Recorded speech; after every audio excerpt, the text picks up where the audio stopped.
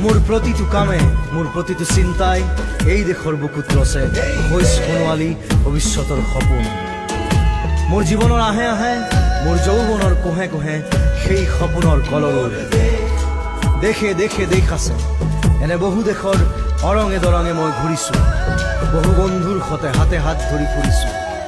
কেতিয়াবা সাগৰ পাৰত, কেতিয়াবা খেজুৰ তলত, নতুবা পাহাৰ তলিত খন্তেক জিৰাইছোঁ। বন্ধুৰ সতে প্ৰাণ খুলি প্ৰাণৰ কথা পাতিছোঁ। তাৰপিছত আকৌ আৰম্ভ কৰিছোঁ নতুন যাত্ৰা।